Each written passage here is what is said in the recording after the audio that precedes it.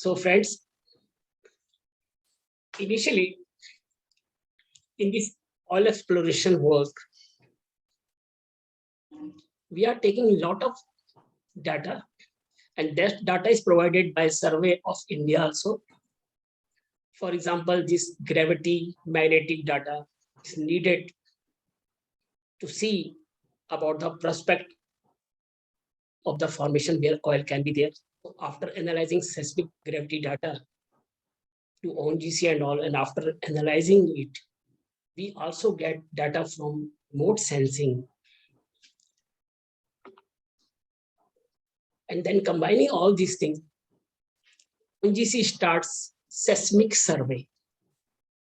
And in this way, all the things which you are able to see, our journey starts from surface inspection, geologic evaluation, satellite imagery, gravity magnetic interpretation, seismic data acquisition, processing and interpretation, prospect identification, means where oil can be there and we have to start drilling.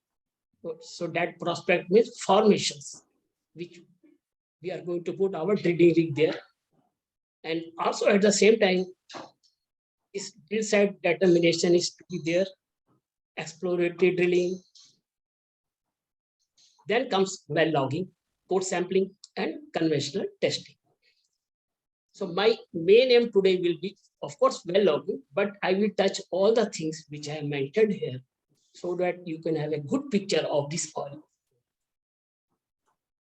So initially, whenever you go to airport, your body is being scanned. They are having instruments, and they are without touching your body and all. They are just searching whether you are hiding something in your body. At the same time, your baggages are also being checked. They are putting in a particular machine, and your baggages are checked. Same principle with the same science. We are also going inside the earth with this type of tools to scan our Mother Earth. Now, what type of things she is hiding? There are a lot of minerals inside the earth. All these things have to be scanned with the same principle as you are being scanned at the airport. Second picture is a small aeroplane that is remote sensing. They are taking a picture of the earth itself. They are mapping these fields, mountain, rivers. This data is also inspected. And at the bottom, if you see, our geologist friends are there. They are inspecting the things which are above the earth, because same types of things are inside the earth also. So they are inspecting at the surface. This is surface inspection. Now, when ONGC starts work, it starts from the seismic survey. And what is seismic survey? In this particular, we are going to a particular area which we have been given. But there are a lot of seismic parties. Some parties are going to Kalur, for example. Some other are going to Palyar. Some others are going to Cambay. In this way, all the parties are going to different places to take survey of that particular area. We are having tents and all.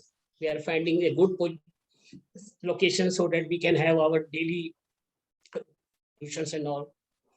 A small setup is there. Of course, it will be tough time, but we enjoy working there. Now, what happens after camping there? We are putting geophones on the surface of the earth, and there is a unit, not seismic unit. Seismic unit. So what happens? These geophones are converting this sound energy into electric energy. This is the basic of this geophone. And if you are able to see at the right side, there is a small hole. This one. We are putting explosive over here, and we are blasting this explosive. So what happens? when this explosion is there, sound waves are created, and these sound waves are going inside the formations. After striking the formation, these sound waves are coming back to the geophones. And these geophones are getting all the data beneath the surface. Now, again, I want to show you. See, there is an explosion. This red color, this is the explosive, which is exploded from the surface. Sound waves are created, or I must say there is an artificial earthquake. And because of these earthquakes, all the sound waves are going inside the earth, and they are touching the earth. It's whatever from inside, there will be any damn thing inside the earth. This sound wave will collide with it and come back to the geophones. In this way, we are moving and moving. Daily, we are taking data of the earth inside that area. And in this way, we are able to get this type of pictures. This is called seismic section. You are able to see a lot of different colors of lines. These colors of line, red, blue, like this. These are different prospects. So after analyzing these, we are able to say, yes, we should drill at this particular place where oil can be there. So seismic survey is to locate the formation. Now again, so this is the structure inside the earth, and we have located it with the help of seismic survey. And in this particular section, if you see at the top, there is a red color, and then green, and then blue. This red one is gas, this green is oil, and then water. So in such type of structures we are finding, and unless and until we go for drilling, we cannot say oil can be there. With the help of seismic section, we say yes, probability is there, such type of structure is there, but what is there? We have to drill it. So when we drill it, we go for well logging. So our main aim of well logging is to evaluate the formation and what type of fluids are there, at what depth. We are able to answer these questions. So in this particular section, you are able to see all the things: gas, oil, and water. Now, a very interesting theory I want to tell you. That initially, there was water here. So what happens when oil was generated? At the bottom, if you see generation, this oil was generated and start moving from its own house, and it went to this particular section, which is known as reservoir now, because it is having oil. So this is, we call it reservoir. So what happened? This oil has migrated to this layer, and it has removed the water to this much extent, but it was not able to completely remove the oil, this water. And this is a very, very good thing that it has not removed the water wholly. Otherwise, we were not able to calculate how much oil is there.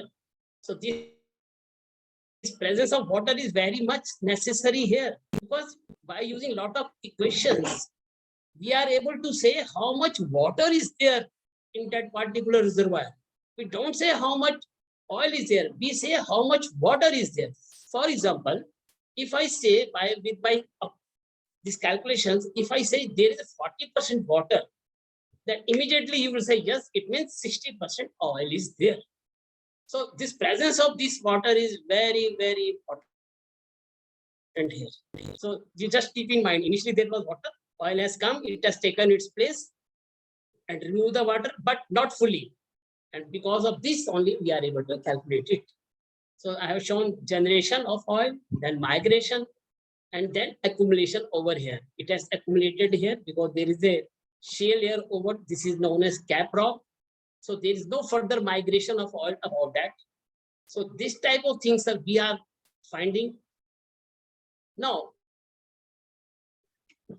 this is a logging unit. This logging unit is having a cable drum inside it, and at the left side you are able to lot of tools. These tools are having all the sensors and all, and we are able to put this tool with the help of this cable inside the well bore. So there is one more good picture of that here. I want to show you. See here, this is a well bore logging unit. We are taking the logs. Again, see this picture. This logging unit. This is a cable, and this cable is going through these pulleys. And with the help of this logging cable, we are connecting a tool, and we are going at the bottom of the well bore, and then start taking log while coming up. So we must know from this stage also that this logging is being done from bottom to top, not from top to bottom. We are doing this logging from bottom because in this case, our cable and tool, they are very much in a stretched conditions. So we are coming with a particular speed and taking the logs. And at the same time, all these logging tools are having lot of pads, lot of labs and all. So it is very easy for us to come up without hiding in between. So in this way, we are coming up, and every tool which we are using here having some specification. There's a temperature, pressure, specification, dia, this what is the diameter of the tool itself. And most important is speed. Every tool has some speed we are recording. We cannot go fast or we cannot go too slow. There's a particular speed of every tool which is mentioned in our manuals, and we are following that. So in this way, we are coming and taking the log. But there is one logging tool, and we are bound to take the log while going down, and that particular log is temperature log. Because temperature is increasing as we go inside the earth, temperature is increasing. So if I go at the bottom, so I will get the highest temperature, but I want a profile of temperature. So I am bound to take that log from top to bottom. So this is the only log which we take from top to bottom. That is temperature log. This temperature log is very helpful in all our logging processes, calculations. Now, other one is, these are again different types of tools. These pads, lot of pads are there. Initially, all these pads are with the tool itself. So when we power these tools, all these pads are opening and touching the wall of the well bore itself and taking the data. All these pads are having the different types of pads are there. And in this particular tool, in the middle, these particular things were inside this tool. But when we are giving power, voltage, current and all, these are coming up, touching the walls of the well bore and taking the data, taking the fluid. And in this way, our journey is started. So again, I will go back. So in this particular logging, we are dividing this logging in 3 parts. One is open hole logging. We call it for exploration service. Second is caged hole logging, that is for completion services. And third is production logging, diagnostic services. Now I will elaborate it. Open hole logging means a well is drilled, there's only mud, nothing else. Now, what is the use of this mud here? The use of mud is to create pressure inside the muds in the well bore, so that the formation which is having fluid, they should not come up. So we were in the open hole, we are using such a mud having lot of chemicals and all, increasing its weight, so that hydrostatic pressure is more than formation pressure. And as you know, this is coconut water. If you open it, the fluid gushes. Similarly, this hydrocarbon is in a very tight position in the formation. If it gets this position to come up, it will explode like anything. So we are using mud so that hydrostatic pressure should be more than formation pressure. So one aim of mud is to increase this pressure. Second is when drilling is going on, lot of heat is generated. So this mud helps in cooling as well as lubricated purpose. Third is this mud is coming out of the wellbore, taking all the cuttings with it. These cuttings are of very prime use. We are analyzing these cuttings, writing on our notebooks that at what depth, what types of cuttings are coming, whether these cuttings are having any oil on that. We are noting all the things, and these are helping us in this exploration business. Other use of mud is when mud is there, it is creating pressure on all the walls of the wellbore so that well should not collapse. So this mud is creating pressure. So in this way, a lot of uses are there. But at the same time, this mud, because of this hydrostatic pressure, wherever there is a porous and permeable formations, this mud is going inside the formation. So as the mud is having a lot of chemicals and all, so mud cannot go inside the formation. Mud filtrate will go inside the formation, leaving all the chemicals and other things at the wall of the wellbore, and that is known as mud cake. It will be shown to you in other slides. So in open hole logging, there is nothing except mud, and whatever survey we are doing, that is comes open hole logging. And for example, what are the surveys we are taking in open hole logging?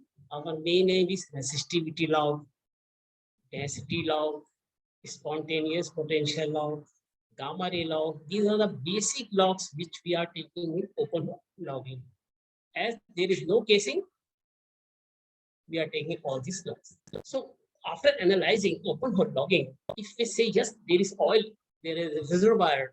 So our aim is to put casing inside the wellbore, and then behind the casing we should put cement so that all these reservoir which we have found, they should be isolated from each other.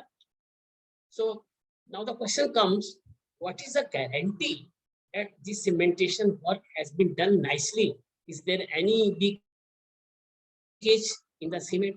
Or we have to confirm there is no any channel from which oil can go from one layer to other layer. So whatever survey we do in this case hole logging, all this comes in case hole, and these are, for example, CVL, VDL. By taking CVL, VDL, we can assure yes, there is perfect isolation, and we can take the oil from our reservoir number 1 at the bottom of the well. So this is case hole logging. Now, in other thing in case hole is that as you have put casing, you have put cement, so there is a no channel to take the oil, so we have to go for perforations. We are using explosive, and we are making channels in the casing, cement, and formation through which these hydrocarbons are coming. So that particular process known as perforation is also coming in this case hole category. So these are the basic use of case hole. Third one is production log. As we people fall sick, similarly, this well is also falling sick. In due course of time, there are some problems in the wellbore. So to take care of all these things, we go for production logging. Different types of tools are there having same principles, and we are able to diagnose. These are production logging. So logging is being divided in 3 parts. Open hole, there is nothing except mud. Second is cased hole, there is a casing and cementation, and that is cased hole. Third one is there, casing is there, cementation is there, well is flowing, and during this flow, whatever the problems are coming, production logging is responsible for that to find out. Of course, in production logging, the oil which we are taking one, there is one more pipe that is known as tubing inside the wellbore. the casing, and we are taking through tubing. So what are the functions of tubing and all? We will take these questions at the last or in next session. So at this stage, we must know open hole, cased hole, and production. Now the question comes, why this well logging is having so much importance than other things?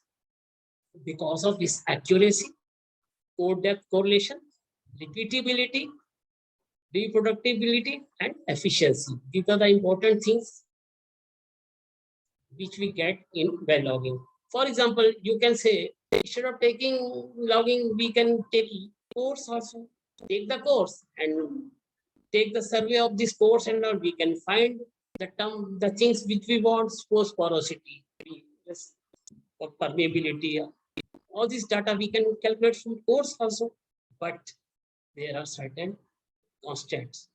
Logging is a continuous process, whereas coring is not a continuous process. We are taking core at some particular depths.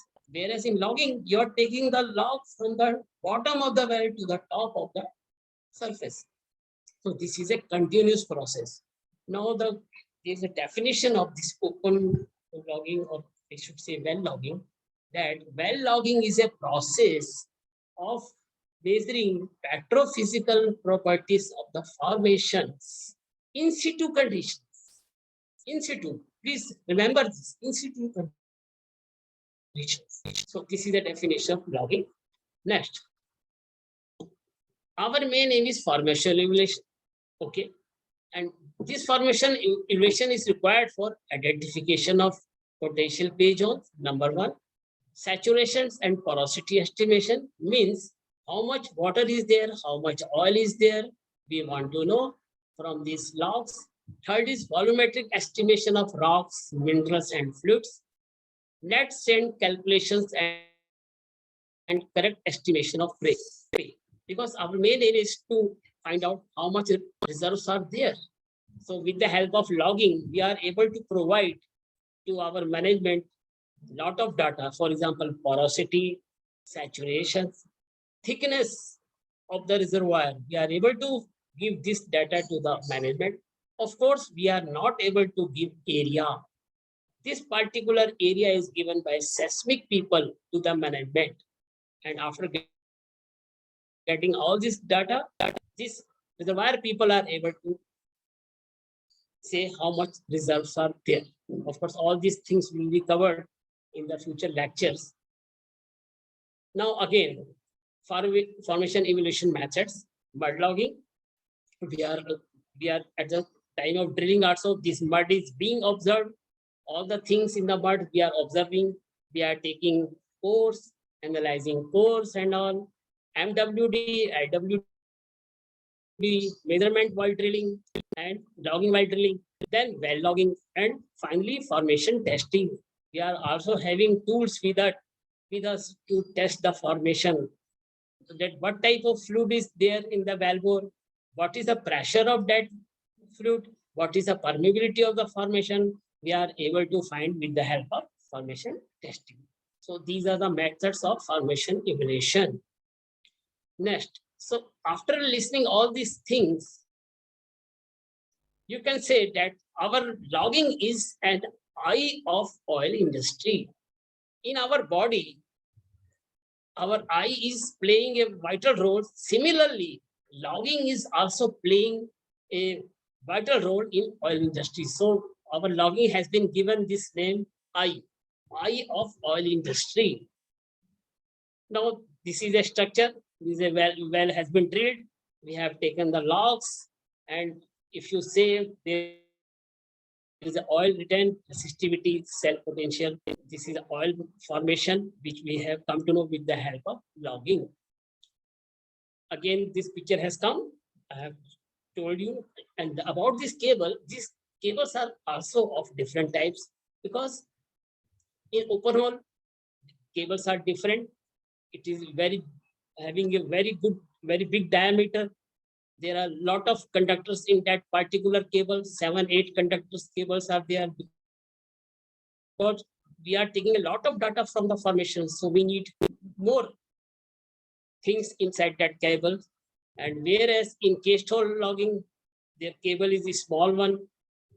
And in production logging, again, cable is very, very small of size. So different units are there to record different types of logs. Again, these two different types of tools are there.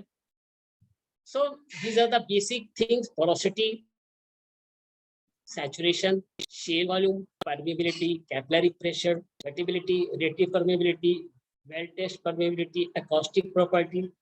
We are getting all this data with the help of our logging tools. Again, these production logging tools, these are temperature tools, flow meter, hydrolog, pressure gauge, 3-4 arm and multi-wheeler caliper. These are different types of tools in the production logging, and you will be surprised that all these tools can be connected in one go, and very small, it can go through tubing. That tubing size is 2.7 by 8 inch. So these are very small tool. You can pick up this tool with one hand itself, one tool with one hand, very small tools having 111 by 16 inch dia. So again, I have given this slide that I have divided this open hole, cased hole, and production logging. I have given in Hindi. So we must give importance to our Hindi also. The three: open hole, cased hole, and production.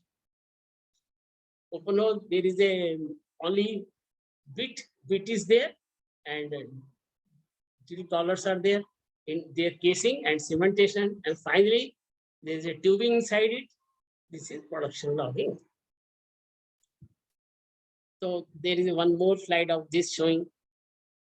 Now, these are different types of tools in logging: open hole logging, cased hole logging, and production logging. Different companies are having tools having same principle. They are having different names or having some advantage over the others. So what are the tools in open hole logging? These are resistivity, radiation tools, acoustic tools. General tools are Caliper, Sidewall coring, and there are some special tools, or we can say high-tech tools, dip meter, CMR, MRIL, SFT. So different types of tools are there. But initially what we do when we go for drilling and some exploratory well, we try to take lot of logs by different tools. And after analyzing all these tools data, when the next well comes, we are not supposed to go for all these tools again. We can cut short of some tools, but initially we should have all the data, because that field is going to be developed. So at that stage, we need lot of logs. There can be no shortcut at that time. Finally, you suppose example, if I am taking porosity tools, sonic, radioactivity tools, initially I can take all, but after that, when field is developed, sonic tool can be sufficient for me. So I need not to take radioactive tools and all. So in this way, the things going. Second is cased hole.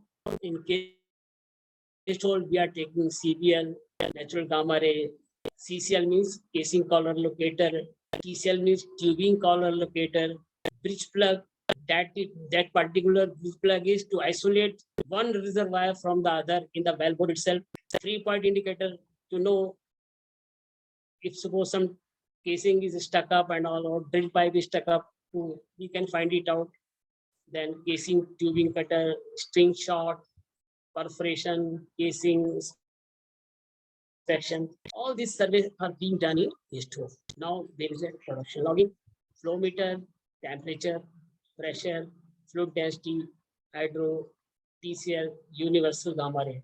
These all logs are being taken in different categories: open, cased, and production. Of course, we will elaborate each the tool in a very, very simple manner. What is the use of this induction? What is the use of this Caliper? What is the use of gamma ray, jet density, compensated neutron? All the physics is there in all the tools. All the physics, and very, very interesting things are there to learn. So, sonic, CBL, it depends on sound waves, how sound waves are being used to calculate porosity, how these sound waves are being used to find cementation work is done nicely or not. Caliper, wellbore dia, sidewall coring, very interesting things we will elaborate. Now, if you see here, there is a formation here, this particular formation. Clean means there is no shale. Initially, what we do, basically, we divide the formation in two parts, shale and sand. Shale means this is shale and sand. Sand is that portion which is having porosity and permeability. So we are interested in shale. This is sand portion, not shale. But what happens sometimes, this shale is also coming in the sand itself. So that particular formation becomes shaly formation, shaly sand. So initially we will take clean sands, then after that we will go for shale. So in this particular, this is a formation having matrix and there is a fluid. So formation is built of two things, matrix, solid part, and this fluid part. Fluid part means porosity. We are calculating this porosity. We are also taking account of this matrix to find out what type of formation it is here. So in this way, we have divided in this way, oil, water, and matrix. If oil is not there, water will be there. So if a formation is there, if oil is not there, okay, no problem. But water will be there at any cost. Otherwise, if hydrocarbon is there, it's very good. So this will call reservoir. When hydrocarbon is there in that formation, we call it reservoir. Now again, in this logging itself, we are taking spontaneous potential, gamma ray, caliper, acoustic, density, neutron, and induction and neutron. These are the very basic tools we are using here, and you will be surprised to know that the measurement which we are taking, these are indirect methods, not direct. We are taking all the measurement indirect, and from that measurements we are inferring that what is there. So in this, all this thing will come that, and these are the units. Spontaneous potential is having millivolts, gamma ray API units, caliper hole diameter, acoustic is we are measuring travel time, bulk density, hydrogen index, resistivity, and because of these data, what we are getting shaliness. As I told you that some shale is coming in the sand. So how much shale is there in the sand? That is known as shaliness. So we can calculate the amount of that shale with the help of this spontaneous potential with gamma ray, and third one is caliper. Because our hole conditions are not so good, so we have to make some corrections in the readings. So we need caliper data. Travel time we are measuring for porosity, bulk density again for porosity, hydrogen index for porosity. All these three tools are for porosity. Pore volume upon bulk volume. Porosity means pore volume upon bulk volume. And then resistivity. This particular resistivity gives an idea that how much water saturation is there. So these are very basic things. Now again, all these logs are there. Right? As I told you, spontaneous potential, caliper, gamma ray, these are in this particular track. And this track is known as linear track. Whereas this is a track having logarithmic scales, because resistivity is in thousands ohm meter. So we cannot use linear scale here. We have to use this logarithmic scale. Again, third one is this one linear scale, and this is a porosity logs, neutron, density, and all.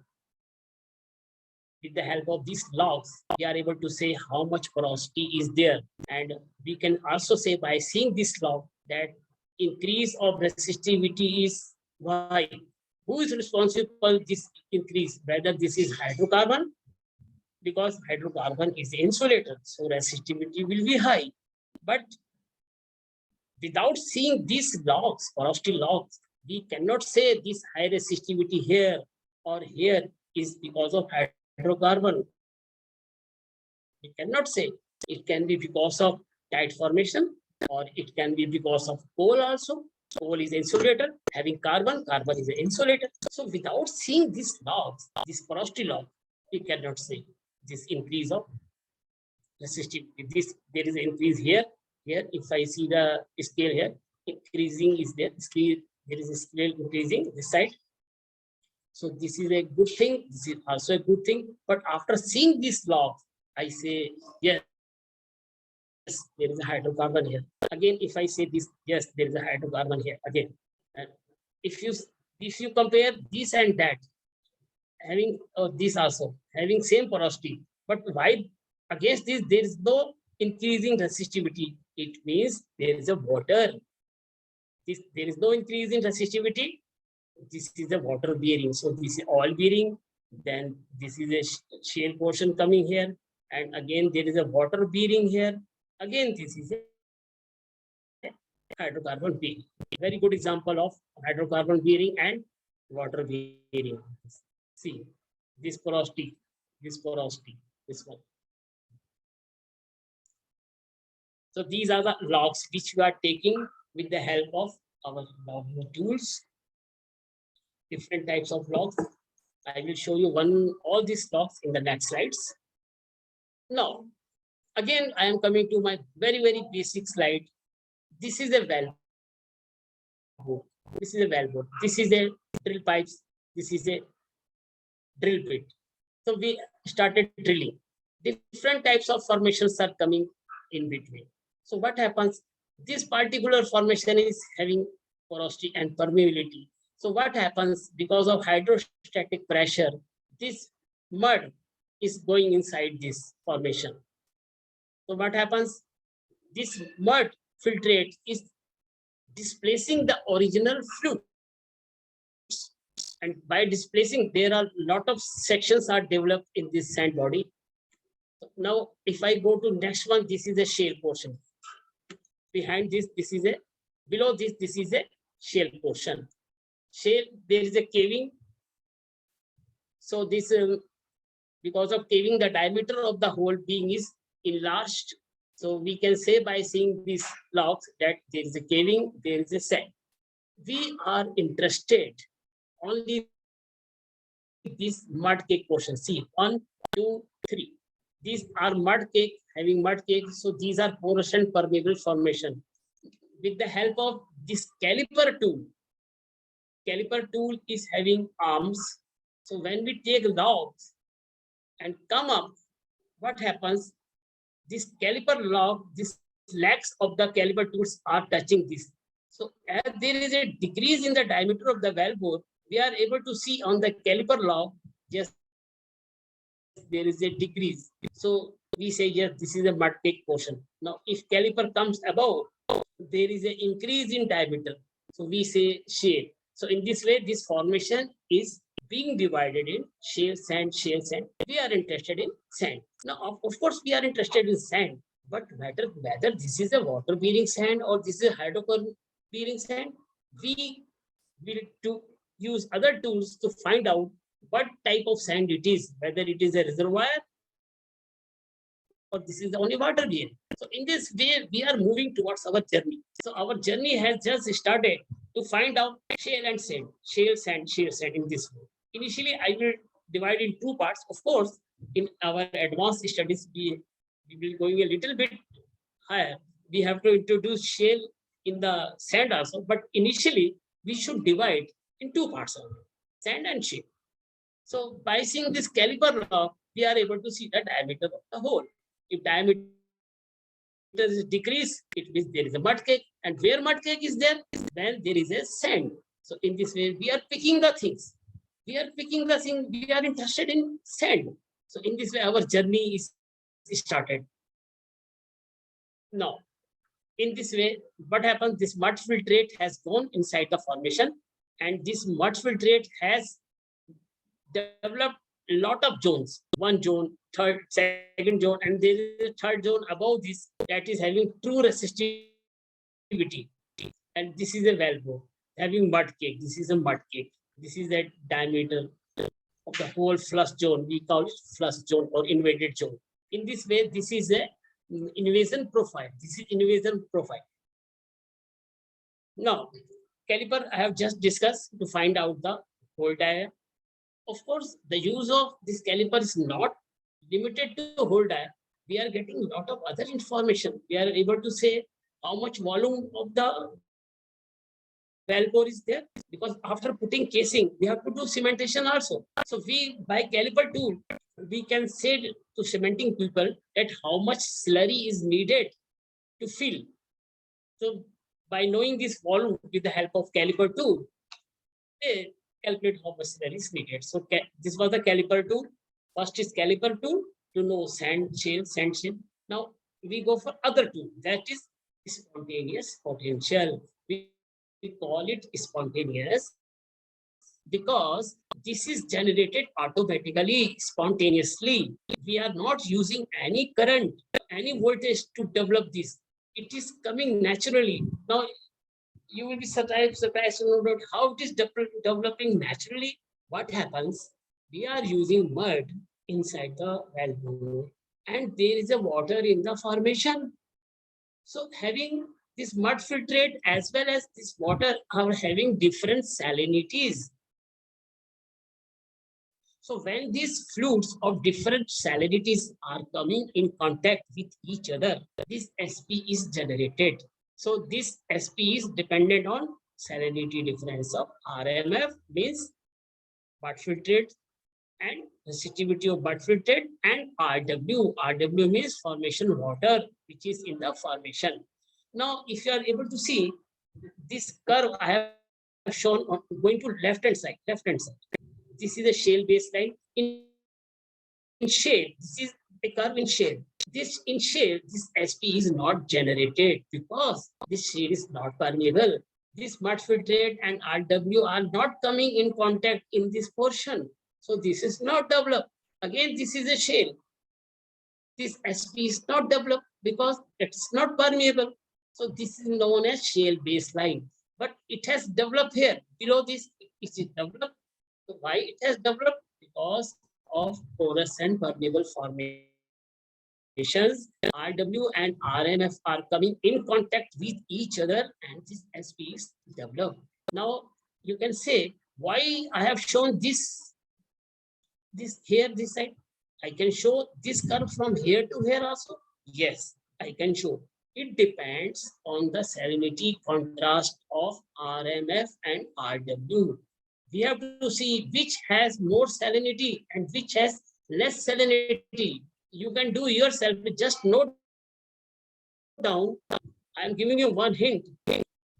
Current always flows from higher salinity to lower salinity. So direction of current will be the direction of this curve. You note it down and just after dinner, you just make the graph. I am giving you hint. Giving what hint? Current always flows from higher salinity to low salinity. And that will be the direction of this curve. Now you can say RMF and RW are there. Which has more salinity? That will decide. And again, I have shown that in shale, SP is not developed. So there is a straight line. But if RW and RMF are having same salinity, do you think this SP will be generated? No, this SP will not be generated. Having sand, porous and permeable formation, but as there is no salinity contrast, it will not develop. So again, a straight line which you are able to see in shale portion will come here also. So sometimes we have to see whether to take, whether the SP which you are taking is of use or not. Because in different conditions we are working. Sometimes one tool is able to give information, other tool is not able to give. So in this way, we are using lot of tools to take as much as data. Sometimes one, not because of tool failure, but because of the conditions which are prevailing there. So this is SP. So dear friends, I have just told you something about caliper. Some basic knowledge I have given you about caliper. Then I have given knowledge. I have given some knowledge. Sorry, I have given some knowledge about SP. Now I am giving you knowledge about gamma ray. This gamma ray radioactivity. You know radioactivity. This radioactivity is of two types. One is natural and other one is artificial. Natural means already the things are inside the formations.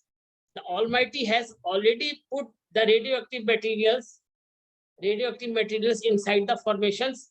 And in case of shale, high radioactive material is there, and whereas in sand, low radioactive material is there. So friends, as I told you, with the help of caliper, we are able to say sand and shale. With the help of SP again, we are able to say sand and shale. Again, with the help of radioactivity also, we are able to find sand and shale. Now how? As I told you, that radioactivity is more in shale, whereas radioactivity is less in sand. So what happens when I use my tool having scintillation counter? Shale is having high radioactivity and sand is having low radioactivity. So by seeing this log, wherever this log is showing high radioactivity, I say this is shale, and low radioactivity, there is a sand. So again, with the help of gamma ray also, I am able to find out sand and shale. In this way, our journey is going on. So there is one thing over here. If you see, there are different curves here also. 1, 1, 1. What happens with the help of simple tools? We are able to measure gamma ray only, and we know this gamma ray is because of potential uranium and thorium. But with the basic tools, we are not able to say how much concentration is potassium, how much contributing this uranium, how much thorium is contributing. Simple gamma ray log is coming. But we are having advanced tools now which give gamma ray complete itself, as well as it is giving potential uranium and thorium, how much these things are contributing, because we want to know thorium, uranium and potassium independently also, and these are the high-tech tools we are able to measure. So this is gamma ray radioactivity. Now friends, as I told you, this radioactivity has two types. One is natural and other is artificial, or we can say induced. The natural radioactivity is this gamma ray, we are able to find seed and chain.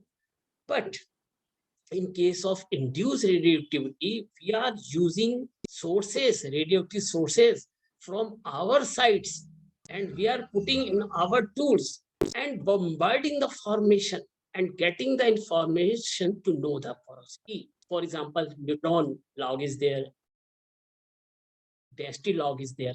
So these are induced radioactivity, and these tools are helpful to know the porosity. Again, this is resistivity tool, which is of very prime importance. As I told you, some logs, high resistivity is there. But this high resistivity is because of what? Whether hydrocarbon or some coal or some this tight peaks. So we want to know this resistivity to find out hydrocarbons, coals, and tight peaks also. So different types of resistivity tools are there. What we are doing, we are lowering the tool, sending the current. This current is going inside the formations and measuring the resistivity. So by, as I told you, by knowing the resistivity, we can say. But these resistivity tools are also of different types. Some tools are able to work in mud having high salinity. Some tools are able to work in oil-based mud, I mean fresh muds. These two different types of tools are having different importance. Suppose if we are bound to drill a well with oil-based mud because of certain conditions, we will discuss in future. There are certain conditions we are using this induction. When you are using induction in oil-based mud, what will be the principle of that particular tool? Because in oil-based mud, your current will not flow. You are using electromagnetic waves to make the current develop. in the tool and going into the formation, because directly you cannot send the current because there is a oil-based mud. If there is a saline mud, you go for lateral locks. So these are different types of resistivity tools. These are electromagnetic inductions having different coils and all. And again, this is a porosity logs. As I told you that we are using sources from our side. We are putting source and bombarding the formation with this tool. As you friends, you know, when you go for some interview, a lot of people, 3-4 people are sitting inside the interview board. They are bombarding you with different types of questions. Because some are bombarding you about general knowledge, some are bombarding your activity in sports and all. They want to hire a person which can be of prime importance for their organization. So they are bombarding you to get best out of you. Same in the similar fashion, we are using lot of different logging tools, bombarding the formation to get best knowledge about the formation. How much oil is there, and whether this oil we are able to recover, take it out also, how much potential of that reservoir is there. So we are taking a lot of tools. Similarly, we can call it examiners or interview board members. Again, this is a test tool. This is the other radioactivity tool. We are using source. We are putting source at the bottom of this. And what happens when we give voltage to the tool? This arm is coming out of this tool, and this is touching one portion of the valve bore, so that this particular tool can touch the other wall of the formation, because we don't want mud in between our sensors. So we are trying to avoid mud. If tool, suppose if tool is hanging, there is a mud inside the valve bore. So the rays which we are sending, they will first contact with the mud. They will lose their importance. So we want this tool to touch the wall of the formation. So we are opening this caliper arm, and this caliper arm is compelling this tool to go other side of the valve bore, and this pad is in touch with the valve bore. So this is the things, how violent these radiations are going here, they're going, they are scattering, they are colliding and coming back. So by measuring this data, we are able to say the ST of the formation. Again, this is sonic tool. This sonic tool, again, we are using for this porosity purpose. We are sending sound waves into the formation and measuring the travel time, how much time it is taking from transmitter to receiver. Because by knowing this we are measuring velocity and calculating travel time. Because you know, velocity distance upon time. Distance is fixed. 1 feet is the distance. You are sending sound waves, and these sound waves are going into the formation. Now, its speed depends on the formation properties. So the speed which it is going in the formation, we are measuring and calculating travel time, how much travel time is taken, and by knowing this travel time, we can say the porosity of the formation. I will show you different types of formula, how we are using these things. So this is the principle of sonic tool. Again, this is a sidewall coring tools. We are having different types of these chambers are there. You are able to see 24 sample we can take from the formation. We go inside the valve bore. All these plugs are there. You are able to see these plugs. 24 we can send in one go. What happens? We fix our tool at a particular position. There is an explosive beneath this. When we fire the explosive, this chamber will go inside the formation and take the sample, and it will hang, and it will just hang with the tool. There are some chains. If you are able to see here, these are chains. It will not, this chain will just hold it with the tool. Again, we go to some other location and just fire it. It will go into the formation, take the sample, and come back. In this way, 24 sample we can take at a particular time. After coming at the surface, we are just collecting these samples we know the depth, we are noting a depth also from where we have taken sample, and these cores are being analyzed at the core labs. We are having core labs in Panvel, Mumbai. We are having core labs in Dehradun itself.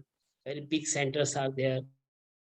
And with the help of these cores, we are able to know porosity, permeability, how much water, the resistivity of water is there. They are having very advanced apparatus there. But this is not a coring is not a continuous process, but it gives lot of information to us. While analyzing logs, we are taking care of this data also. But sometimes what happens, because of well conditions, if our log is not giving a good picture of that portion, at that time this course and all will give a picture of that particular portion. So this is very important. This is known as sidewall coring, and we are doing with the help of our logging. Of course, there are other coring methods.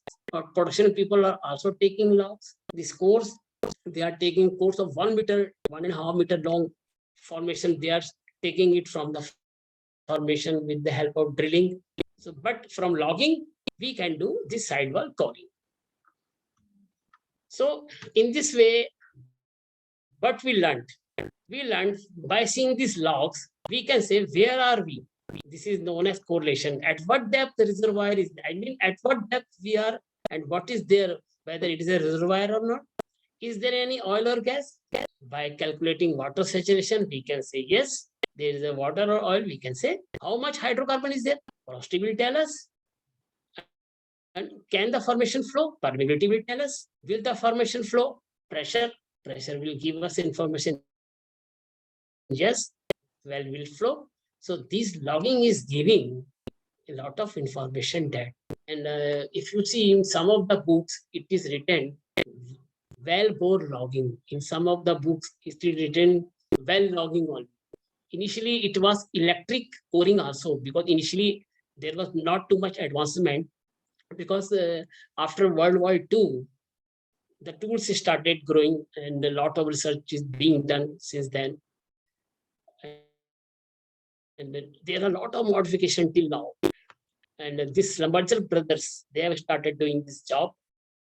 And initially, they used to take only resistivity measurement only. And by seeing this resistivity, they say, yes, this is oil or water, no porosity logs. And slowly, porosity logs were developed, and a lot of development is there till now. And a lot of private companies are there, Schlumberger and Halliburton, Becker, a lot of companies are there. They are providing services also. Initially, Schlumberger was giving only service. Now they have started giving technology also. Yes, we will give you. They will give us units also. They will give tools also. Previously, it was not giving. Now they have started giving service as well as tools and units also. Our engineers are being trained there. They are going in the US and all. They're getting training and all, and doing the job here. Again, I have shown on the left hand valve bore, and there are different types of logs. And at the extreme right, this is a volumetric analysis of these logs. Volumetric analysis, and different types of those logs are there. Again, now I should, after seeing just there is a reservoir, after calculating how much saturation is there, now we are certain, yes, there is a reservoir. One reservoir may be there can be two reservoirs, there can be three reservoirs also.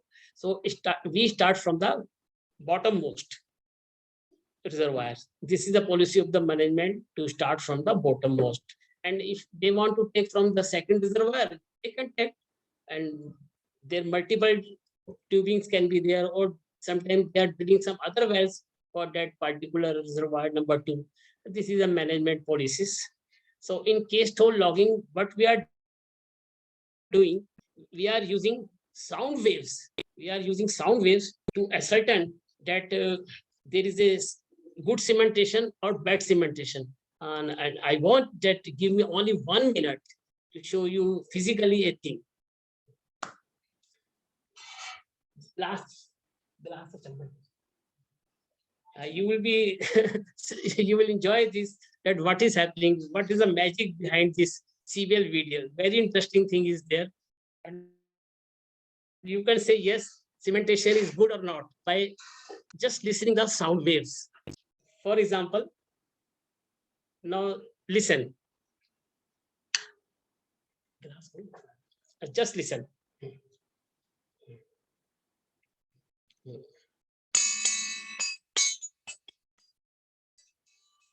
There is a ringing noise, you are able to listen. Now Yes, again, sir. I am doing the same thing. Same thing I'm doing, but there's a difference. What is the difference? The difference is that previously I was putting the glass on my hand only and moving. Now I am holding the glass. Previously I was putting the glass on my hand and doing. Now I'm not putting the glass, I am holding the glass. I'm just with my fingers, I am holding. Yet this sound has gone. This sound has gone in my hands. Similarly, if cementation is there, that sound wave will go inside the cement and we will get this type of. And suppose if cement is not there, this is the basic of this CBL video. And if you see this log, you are able to see this light. The high amplitude here showing there is no cement and this sound waves is attenuated. This is a good cement. And this is the basic. And now you see, I was using this sonic tool for porosity by knowing the speed. And now I am using the intensity of the sound waves for serial video. The sonic is tool is being for both the purposes. So this is for porosity loss. Now, after doing this cementation job, it is okay. Now we can take the oil. Now we have to make holes in the casing, cementation, and then in the formation to make channels so that oil can come. So this is a perforation process. I am using a charge connected with Primacord, this green one, blue one, and this is a fuse. This fuse is being detonated. This energy of blast is imparted to this Primacord. This Primacord is having also explosive inside it. So this explosive blasted, this explosive give again impact to this charge, and there is explosive here. So this explosive is blasted, and this is a copper cone. This copper cone is melted and take the shape of lava, and it goes with the speed of supersonic. This aeroplane, this fighter plane, it will go like that, and it will blast casing, cement, and formation, and channel will be created. In this way, we do this perforation. So after doing perforation, we are started taking oil. So this is case hole logging. Now we are going to this production logging. We are using because the well is flowing and we want to know what is happening inside the well bore. We have to take a lot of measurements because I have to take a lot of measures, precautions. Because well is flowing and we are using to take the tool inside the formation in a flowing well. So we are using a lot of these riser pipe. We call it riser pipes. We are going through this riser pipe. We are putting our tool here. There are certain methods we will discuss one by one and going inside and taking how much velocity of the fluid is coming from the perforation parts and whether it is going somewhere else also, we can find out with these tools. So this is a spinner. When the flow is there, when oil is coming, this starts moving. So with the speed of this, we can calculate flow velocity and all, how much flow of the fluid is there. This is flow meter, and this is production logging stack. All the tools we did written, gamma, CCL, pressure, hydro, density, temperature, centralizers. These particular centralizers at the top and bottom are to make the tool straight. We don't want there should be any deviation in the tools because our reading will be affected. And this is good for this open hole logs also. In open hole also, we are using the centralizer, and the aim of this centralizer is to make the tube straight. Of course, what we are not able to, if we are not able to make the tube straight, we are putting more sensors so that all this correction can be taken care of that. So you previously there were one receiver, one transmitter in the tool. Now we have started taking two receiver, two transmitter to take care of all these things which we are facing, because we want a perfect data, accurate data.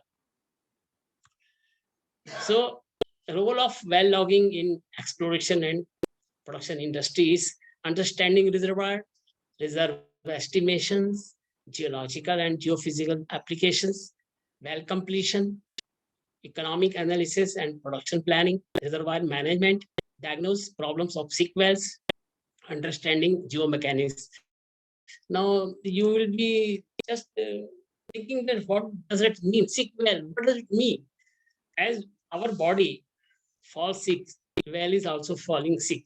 So what are the sickness? Sickness is that, suppose if you have calculated that 10,000 barrels per day oil is supposed to come. So after some months, if there is a 8,000 barrels per day is coming, it was to come 10,000, why it is coming 8,000? Or 12,000 is coming instead of 10,000, which was being calculated, 12,000 is coming. So we are not happy that it is 12,000. No, there is some problem. There is a very serious problem. But it can be, it means if the flow quantity is reduced, it means your oil is going somewhere else. There is some leakage, there is some casing, tubing damage, there is packer damage, and this your flow is going somewhere else. And suppose if your this fluid is increased 12,000, it means it is coming from somewhere else and mixing with your reservoir and coming, it is increased. That is also a very serious problem. It should not come from other reservoir. We have to stop it. With the help of this production logging tools, we are able to say what is happening inside the well bore. And I must say that when we go to doctor, he's taking a lot of tests, urine test, blood test, lot of test he's taking to diagnose. Our logging is also just like this medical industry. We are taking a lot of tests to diagnose what is happening inside the well bore. So you can correlate logging with medical industry also. And finally, doctor is giving medicine. We are also able to give medicine that what is to be done now. We say just you do this or do that. We are able to say. So all these problems will be discussed in the time to come. So, well, friends,